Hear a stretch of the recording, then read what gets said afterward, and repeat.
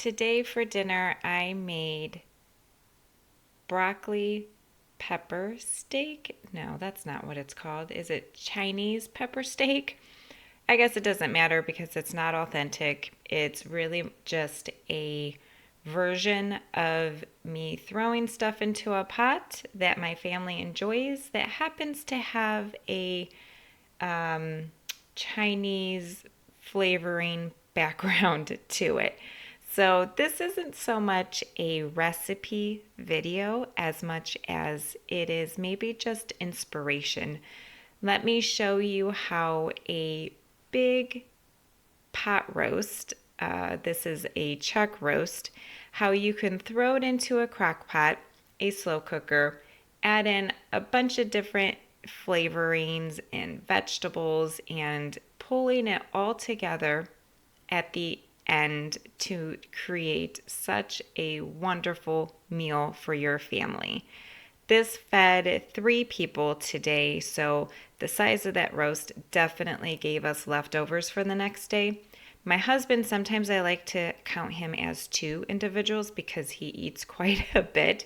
He's a very, he's a grown man, of course, and he's nonstop burning calories all day long. And so he definitely has a healthy appetite by the end of the day. So I guess we fed 4 people if I kind of count him as 2. But this did give enough leftovers for my husband and me the next day. So I could feed somewhere between, 4 to 6, 7 people, depending on the appetite, the age of the person, how much they prefer loading up with vegetables versus their meat ratio. So I'm just getting stuff into the pot. I, of course, seared the meat first, which is why I love this slow cooker because it has the searing function. And those peppers are from my garden. They're beautiful. They are in transition of turning color, and I've picked them at all colors, and they're just fantastic. I added in a little bit of minced ginger, as you see, that I keep in the freezer because I don't love ginger.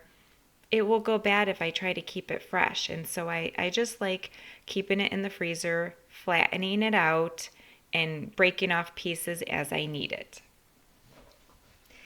I never make this the same way twice, I feel like. It's really just based off of what I have on hand, what I see in the moment, and kind of go from there. And so today I was in a bit of hurry and I just gathered, I think, every single ingredient I had that would be considered either Chinese or Asian and was throwing stuff into the pot. And I will say it turned out amazing.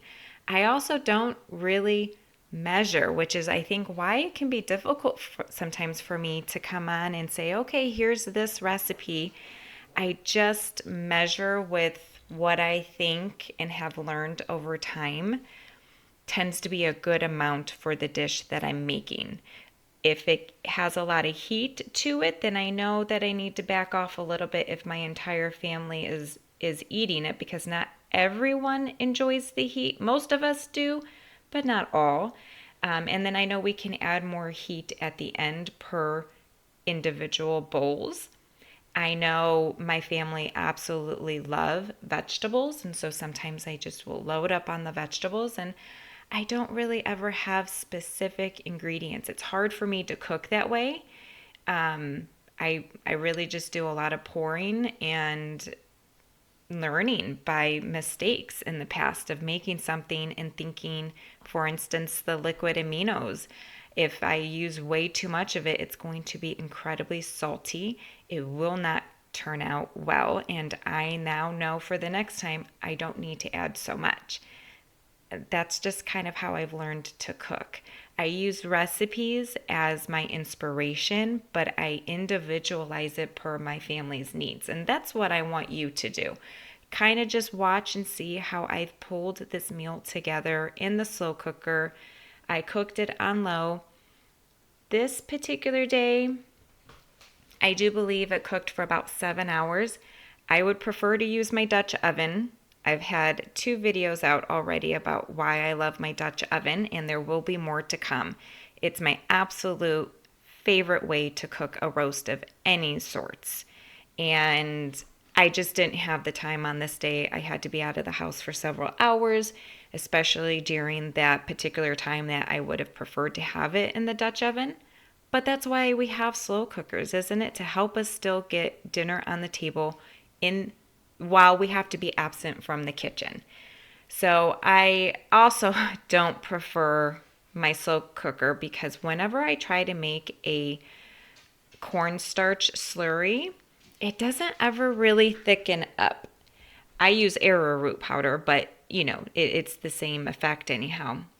When I pour the juices off to the stove top and put that in a small saucepan, I definitely see better results with thickening my sauce, but I just did not want to dirty up another dish. I didn't have time. I was just throwing stuff into the slow cooker at this point, and then I had to get back outside to work on a task that I was doing.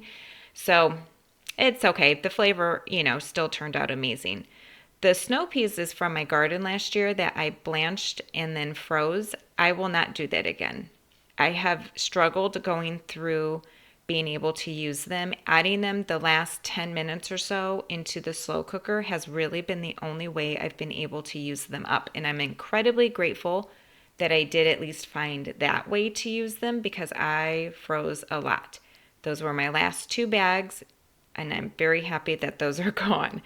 If you've frozen, now sugar snap peas I've had great success in. My snow peas not so much. So if you have a tip, please share with me on how you preserve them because they just can come out really funky if you try to heat them through. And of course you can't defrost them and eat them. So I don't know that I'll do it again unless someone can share with me a good tip for how they use them. After, how do you freeze it and then how do you cook them? So everybody enjoyed the same dish for dinner tonight, except everybody's plate turned out different. And that's one of my favorite things is at the end of the day, we're all coming around and fixing our plates and how everybody's looks so different. My husband's looks wildly different than mine. These pot stickers are from Trader Joe's. I keep several bags on hand at a time. We love them. We only eat them when the times that I will make a dish like this. So it's just really good. And then the sweet chili sauce that they have from Trader Joe's, oh my gosh, that stuff is my absolute favorite. And I'm hoping next year I can my own recipe. I have a feeling I have a good recipe in mind, and then I'm sure you just add some clear gel to thicken it up. I cannot wait. I hope that this gives you inspiration on how you can just sort of whip up a meal for your family, even on the craziest and busiest of days. Don't go through the drive-thru. Put the phone down and do not call to order a pizza. Just start throwing things into the slow cooker that flavor combination wise will come out with a wonderful tasting meal. Your family's going to eat it. You guys will all love whatever you come up with. So enjoy, and I'll see you in the kitchen again. Thanks for watching.